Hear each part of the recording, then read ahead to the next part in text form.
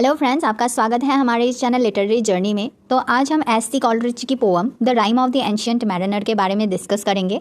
तो चलिए वीडियो को शुरू करते हैं।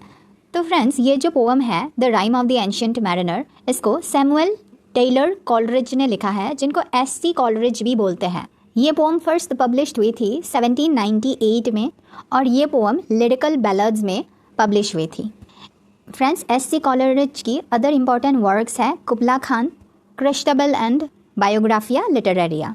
जो ये पोअम है the Rime of the Ancient Mariner, इस पोअम की थीम है guilt, punishment, redemption, the supernatural elements and respect for all living beings. ये जो पोअम है the Rime of the Ancient Mariner, इस पोअम की मेन आइडिया है और ये पोअम ये सिखाती है कि भगवान की बनाई हुई संसार में जितनी भी जीव है उन सबको रिस्पेक्ट और प्यार करना चाहिए और तुम जैसा कर्म करोगे वैसा ही फल तुम्हें मिलेगा। तो फ्रेंड्स, चलिए इस पोअम को शुरू करते हैं। तो फ्रेंड, ये पोअम, और आप इसको कहानी भी बोल सकते हो, तो शुरू होती है एक ग्रैंड वेडिंग से। चारों तरफ म्यूज़िक बज रहा है और गेस्ट सज धज के आ रहे हैं और सब काफ़ी खुश हैं। इसी बीच में मैरिज हॉल के बाहर एक अजीब सा बूढ़ा मैरिनर, जिसको एंशिएंट मैरिनर भी बोलोगे, वो खड़ा है। उसकी जो बियर्ड है वो ग्रे कलर की है, यानी सफ़ेद है, और उसकी आंखें बहुत ज़्यादा ब्राइट है, तेज है। वहाँ पर तीन दोस्त हंसते खेलते गुजर रहे होते हैं, जो दूल्हे के बहुत करीबी दोस्त हैं। वो जो एंशिएंट मैरिनर है वो अचानक से उन तीनों में से किसी एक वेडिंग के गेस्ट का हाथ पकड़ लेता है और उसे अपनी कहानी सुनाने के लिए मजबूर करता है। वो गेस्ट छल्ला जाता है और बोलता है कि अरे बुद्धे, हाथ छोड़ मेरा, मुझे लेट हो रहा है और ब्राइड मंडप पे आ चुकी है। मैरिनर उसका हाथ तो छोड़ देता है पर अपनी ग्लिटरिंग आंखों से उसको हिप्नोटाइज कर लेता है। वो गेस्ट चाहकर भी हिल नहीं पाता और एक छोटे से बच्चे की तरह वो पत्थर में बैठ जाता है और मैरिनर की कहानी सुनने को मजबूर हो जाता है। तो मैरिनर शुरू करता है अपनी समुद्री यात्रा यानी वॉयज की कहानी। तो वो एंशिएंट मैरिनर बताता है एक दिन वो लोग शिप से ट्रैवल कर रहे थे। जब वो ट्रैवल कर रहे थे तो जो एनवायरनमेंट था, एटमॉस्फेयर था, वो बहुत अच्छा था। ठंडी ठंडी हवाएं चल रही थी। सारे लोग खुशी से चीयर कर रहे थे। जैसे जैसे दिन आगे बढ़ता है, रोज़ सन लेफ़्ट साइड से निकलता है और राइट साइड से डूब जाता है। इसका मतलब था कि शिप एकदम सही डायरेक्शन में यानी साउथ की तरफ मूव कर रहा था और इक्वेटर को क्रॉस कर रहा था। कहानी के बीच बीच में वो म्यूज़िक हॉल की, जो वेडिंग हॉल है, वहाँ की म्यूज़िक की आवाज़ आती है। तो गेस्ट थोड़ा डिस्टर्ब भी होता है पर फिर भी वो कुछ नहीं कर सकता, तो उसको कहानी सुननी ही पड़ती है। मैरिनर बोलता जाता है और वो बोलता है कि नेचर का मूड एकदम से बदल जाता है और एक बेहद भयानक और क्रूर समुद्र पे तूफ़ान आता है, स्टॉर्म ब्लास्ट होता है।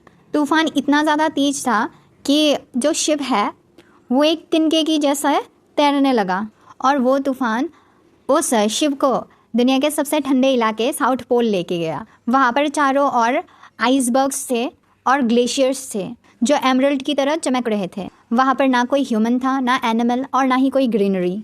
सारे मैरिनर, सारे लोग अपनी जान की उम्मीद खो चुके थे और शिप बर्फ़ के बीच पूरी तरह से फंस चुका था। तभी उसी समय एक विशाल सी बर्ड, जिसका नाम एल्बाट्रॉस है, वो आया।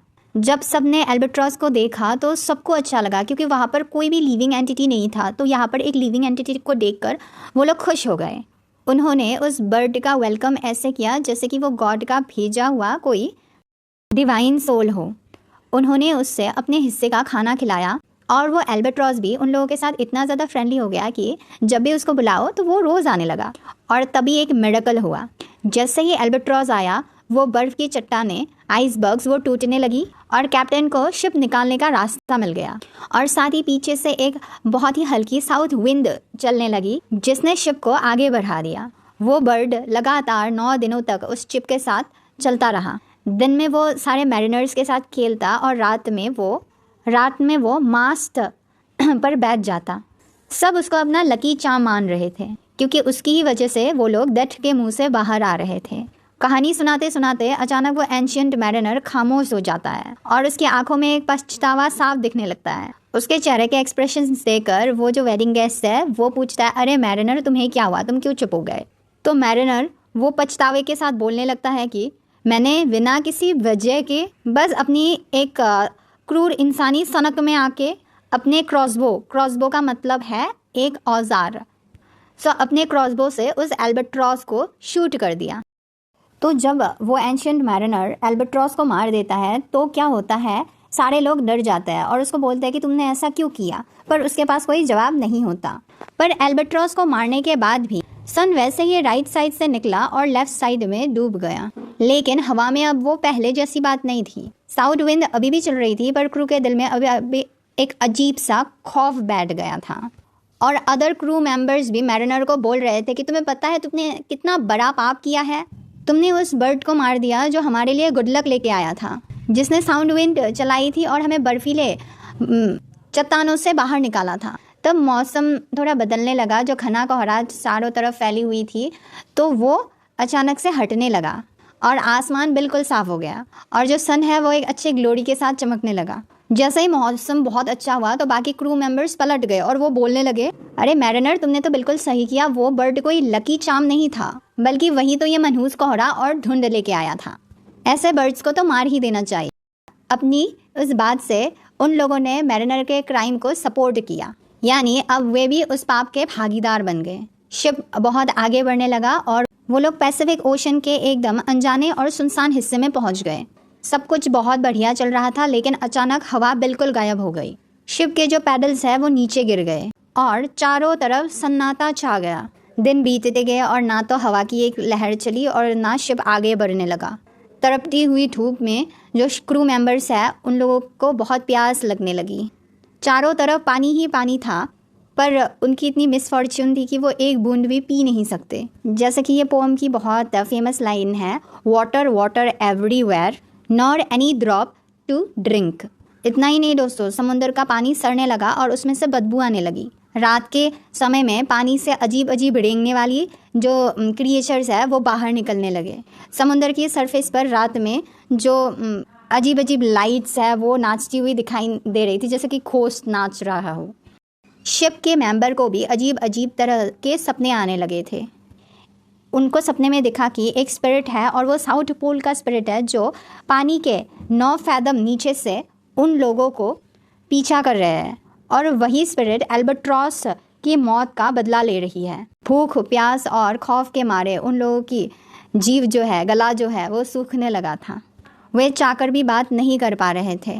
गुस्से में और सज़ा देने के लिए उन लोगों ने मैरिनर को, जो एंशिएंट मैरिनर है, उसको सज़ा देने के बारे में सोचा और जो उसके गले में क्रिश्चियन क्रॉस चेन है उस क्रिश्चियन क्रॉस को हटाकर उस मरे हुए भारी भरकम एल्बेट्रॉस को उसके गले में अटका दिया, क्योंकि उसको अपने पाप का एहसास हर पल होता रहे। सबका गला प्यास से सूख गया था और सब लोग समुद्र के हॉरिजॉन पर देख रहे थे। तभी मैरिनर को आसमान में बहुत दूर जाकर एक छोटा सा धब्बा दिखाई दिया, स्पैक। जैसे जैसे वो पास आया, मैरिनर को पता चला कि वो कोई और शिप है। सब लोग खुशी से चिल्लाना चाहते थे, लेकिन प्यास के मारे उन लोगों के गले से आवाज़ ही नहीं आ रही थी। तो मैरिनर ने अपना हाथ काट कर अपने ही खून से अपने गले को थोड़ा गीला किया ताकि उसके गले से आवाज़ निकल आए, और फिर वो पूरी ताकत से चिल्लाया। और ये सुनकर बाकी क्रू मेंबर्स के आंखों में भी उम्मीद की चमक आ गई। उन्हें लगा कि उनकी जान अब बच जाएगी, लेकिन हवा तो बिल्कुल बंद थी। तो फिर वो शिप बिना किसी हवा के पानी में इतनी तेज़ी से कैसे आ रहा था? यही सोचकर सब लोग डर गए बहुत ज़्यादा। जैसे ही वो शिप और ज़्यादा पास आया तो उन लोगों को लगा कि वो शिप कोई इंसान की नहीं है, बल्कि वहाँ पर घोस्ट है। वो शिप कंकाल जैसा था, स्केलेटन शिप था। और सबसे डरावनी बात, उस विशाल शिप पर कोई क्रू नहीं था, बल्कि सिर्फ 2 पैसेंजर्स थे। पहली थी डेथ, यानी खुद मौत, जो बिल्कुल कंकाल की तरह दिख रहा था, और दूसरी थी एक औरत जिसका नाम था लाइफ इन दैट, यानी जीवन में मौत। उसकी स्किन लेपर्ड, यानी जिसका कुष्ठ बीमारी हो जाता है ना, उसकी तरह सफ़ेद थी। होठ लाल थे और बाल सुनहरे थे, लेकिन वो दिखने में बहुत डरावनी और कर्स्ड जैसी लग रही थी। वो दोनों पासा खेल रहे थे और दाव पे थे उस शिप की क्रू मेंबर्स और मैरिनर की आत्माएं। खेल के बीच में वो औरत, यानी लाइफ इन दैट, चिल्लाई कि आई हैव वॉन, मतलब मैं जीत गई। लाइफ इन दैट का जीतने का मतलब था कि मैरिनर की जो आत्मा है वो उसने जीत लिया। तो मैरिनर को मरने नहीं दिया जाएगा, बल्कि जीते हुए वो मरता रहेगा। मतलब उसकी ज़िंदगी मौत से भी बदतर होगी, लेकिन उसको मौत नहीं मिलेगी। बाकी के जो डेथ है उसको बाकी क्रू मेंबर्स 200 क्रू मेंबर्स की आत्माएं मिल गई। खेल ख़त्म होते ही वो भूतिया शिप तेजी से गायब हो गया। देखते ही देखते आसमान में घना अंधेरा छा गया और चांद निकल आया। शिप के एक एक क्रू मेंबर्स मैरिनर की तरफ मुड़े और उसके चेहरे पर, उन लोगों के चेहरे पर मैरिनर के लिए जो नफ़रत है वो साफ दिख रही थी। उन लोगों ने बिना कुछ बोले मैरिनर को अपने मौत का जिम्मेदार ठहराया अपनी आंखों से और भारी आवाज़ के साथ डेक पर गिर पड़े। 200 मेंबर्स, क्रू मेंबर्स एक के बाद एक मरकर डेक पर ढेर हो गए। मैरिनर ये बता रहा था उस गेस्ट से कि हर एक आत्मा जाते हुए मैरिनर को कर्ज दे दे के गया और मैरिनर उस 200 लाशों के बीच अकेला रह गया। अब पूरे जहाज़ पर जो मैरिनर है वो अकेला जीवित बचा हुआ है। चारों ओर गहरा सन्नाटा है और जो समुद्र है वो बहुत शांत है और उस शांति में भी एक डरावना सा माहौल है। अपने साथियों के लाशों के बीच रहना उसके लिए बहुत ज़्यादा मुश्किल हो जाता है। उसको ऐसा महसूस होता है कि जितने हुए मरे हुए क्रू मेंबर्स हैं, सारे लोगों के आंखें, मरी हुई आंखें उसको ही घूर रही हैं और उसके अपराध की याद दिला रहे हैं। उसके मन में बहुत गिल्ट होता है, पर वो ईश्वर से मतलब प्रे भी नहीं कर पाता। उसको लगता है कि उसके पाप का बोझ इतना बड़ा है कि उसके मुंह से दुआ भी नहीं निकल रहे। वो मेंटली और स्पिरिचुअली टूट चुका होता है। उसी बीच उसकी जो आंखें हैं वो जो समुद्र में तैर रही होती है, जो कीड़े मकोड़े उन पर पड़ती है। पहले तो वो समझता था कि वो बहुत बदसूरत है वो जीव और मतलब घिना करता था, पर अब जब वो देख रहा है तो पहली बार वो उनकी सुंदरता को महसूस करता है। चांदनी में उसके शरीर अलग अलग रंग से चमक रहे होते हैं, उन सारी जीव के शरीर, और मैरिनर को वो बहुत सुंदर लगते हैं। उन सबको देखकर मैरिनर के मन में जो प्यार और रिस्पेक्ट है उन लोगों के लिए वो जाग जाता है। बिना किसी स्वार्थ के वो अब उन सारे जीव को आशीर्वाद देने लग रहा है। और दोस्तों, यही उनकी ज़िंदगी का सबसे महत्वपूर्ण मोड़ बनता है। जैसे ही उसके मन में नेचर के लिए ट्रू लव एंड रिस्पेक्ट आने लगता है, उसका जो हार्ट है वो भी बदलने लगता है। और उसी समय एक मिरेकल होता है। उसके गले में जो एल्बेट्रॉस लटका हुआ था ना, वो समुद्र में गिर जाता है, वो टूट जाता है, जो कि पाप का प्रतीक था। और यही इंडिकेट करता है कि उसके जो अपराध है वो अब कम होना शुरू हो गया है। इसके बाद मैरिनर को लंबे समय के लिए नींद आती है और वो गहरी नींद में सो जाता है। और जब उसकी आँख खुलती है तो वो देखता है कि आसमान में बादल छा गए हैं और बारिश होने लगी है। वो बारिश का पानी पीकर उसकी प्यास बुझ जाती है और उसे लगता है कि अचानक से उसे अच्छा लगने लगा है, उसके शरीर में ताकत आने लगी है। और इसी बीच एक मिरेकल होता है। जितने भी जहाज़ में मरे हुए क्रू मेंबर्स थे, उनके अंदर सोल चली जाती है और वो लोग उठ के खड़े होते हैं। पर ये उनके अपने सोल नहीं होते, पर जो डिवाइन सोल्स होते हैं, वो जो देवता होते हैं, एंजल्स होते हैं, उनकी आत्माएं उन पर खुस जाती हैं और वही जहाज़ को आगे बढ़ाने का काम कर रहे होते हैं। वो लोग बिना कुछ बोले अपना अपना काम करते हैं और जहाज़ फिर से चल पड़ता है। मैरिनर ये सब कुछ देखकर शॉक हो जाता है और उसको लगता है कि जो भी कर रहे हैं वो भगवान की शक्ति, डिवाइन शक्ति की वजह से हो रहा है। उसके पाप का जो दंड है वो अभी तक पूरी तरह से ख़त्म तो नहीं हुआ है, पर उसका जो पछतावा है, प्रायश्चित है, वो अभी शुरू हो गया है। जो डिवाइन पावर है वो जहाज़ को मंजिल की ओर ले जा रहे होते हैं और उसी बीच दो एंजल के बीच में बात होने लगती है। वो लोग बोल रहे होते हैं कि एल्बेट्रॉस को मारकर जो एंशिएंट मैरिनर है उसने बहुत बड़ा पाप किया है, क्योंकि वो जो पक्षी है वो शुभ संकेत लेके आया था। हालांकि मैरिनर के मन में अभी गिल्ट का भाव आ गया है, पर फिर भी उसका जो पनिशमेंट है वो ख़त्म नहीं हुआ है, ऐसा वो लोग बात कर रहे हैं और मैरिनर सुन रहा है। फिर वो एंजल्स बोलता है कि उसको आगे भी अपने कर्मों का परिणाम भुगतना पड़ेगा। जो जहाज़ है वो कभी बहुत तेज़ी से आगे बढ़ता है तो कभी रुक जाता है और मैरिनर को समझ नहीं आ रहा होता कि ये सब हो कैसे रहा है। कुछ समय बाद जहाज़ जो है वो अपने देश के जो तट है, समुद्र के तट, उसमें पहुंचने लगता है। मैरिनर को उम्मीद आता है कि उसकी लंबी और जो भयावह यात्रा है वो अब समाप्त होगी, ख़त्म होगी, पर उसको ये भी समझ आने लगता है कि सिर्फ इसी से उसका जो दंड है, वो पनिशमेंट है, वो ख़त्म नहीं होगा। उसको ये पता चलता है उस एंजल से कि हाँ, वैसे तो उसका पनिशमेंट ख़त्म नहीं हुआ है, पर फिर भी बहुत हद तक कम हो गया है। अब मैरिनर को दूर से ही अपना जगह दिखाई देने लगता है। चर्च, पहाड़ और लाइट हाउस ये सब वो दूर से ही देख पाता है।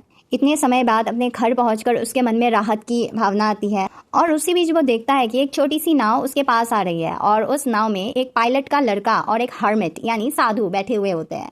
मैरिनर बेचैन भी बहुत ज़्यादा है, तो वो चाहता है कि वो हर्मिट उसकी बातों को सुने और उसको शांति पहुंचाए, क्योंकि ये जो साधु होते हैं वही ईश्वर के बहुत करीबी होते हैं, तो इसीलिए वो उसके पास जाता है। बट जैसे ही उसकी नाव, छोटी सी नाव जहाज़ के पास पहुंचती है तो एक अजीब घटना होती है और वो जहाज़ एक बहुत ज़ोर का आवाज़ करके टूट जाता है। मैरिनर भी पानी में डूब जाता है और वो जो लड़का है बैठा हुआ और जो हर्मिट है वो उसको डूबने से बचा लेता है। वो उसको अपनी नाव में खींच लेते हैं। वो बच तो जाता है मैरिनर, बट उसकी हालत देखकर सब लोग डर जाते हैं। जब वो हर्मिट मैरिनर की आंखों को देखता है तो वो समझ जाता है कि इस मैरिनर के साथ कुछ दैविक घटनाएं हुई हैं और उसी समय मैरिनर को बहुत अंदर से अजीब सा महसूस होने लगता है और वो ऐसा लगता है कि वो अगर अपनी कहानी नहीं बताएगा तो वो मतलब मर जाएगा, ऐसा उसको फील होता है। फिर मैरिनर अपनी जो बात है वो हर्मिट को बताता है और जब वो हर्मिट उसकी बातें सुनने लगता है तो मैरिनर को अंदर से थोड़ा अच्छा फील होने लगता है, उसकी बेचैनी कम होने लगती है। फिर मैरिनर को ये एहसास होता है कि वो जब अपनी ये प्रायश्चित की कहानी किसी और को बताएगा तभी वो बेचैनी से बच सकता है और ये बात हर्मिट भी उसको बताता है।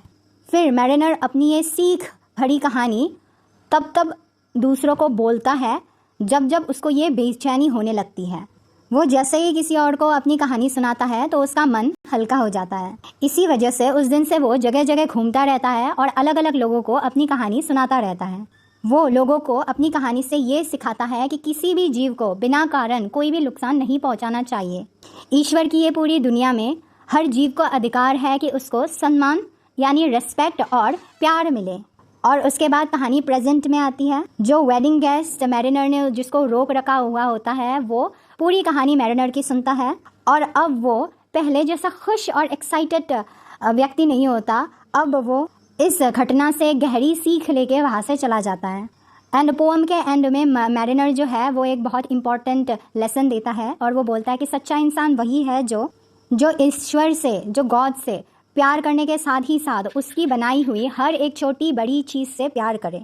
जो सभी प्राणियों का सम्मान करता है वही भगवान को भी प्यार करता है या फिर वही सच्चा साधक या फिर उपासक है। और फ्रेंड्स, इसी के साथ हमारी यह poem rhyme of the Ancient mariner ख़त्म होती है। अगर वीडियो आपको पसंद आया हो तो लाइक, सब्सक्राइब और शेयर ज़रूर कीजिए। Thank you for watching.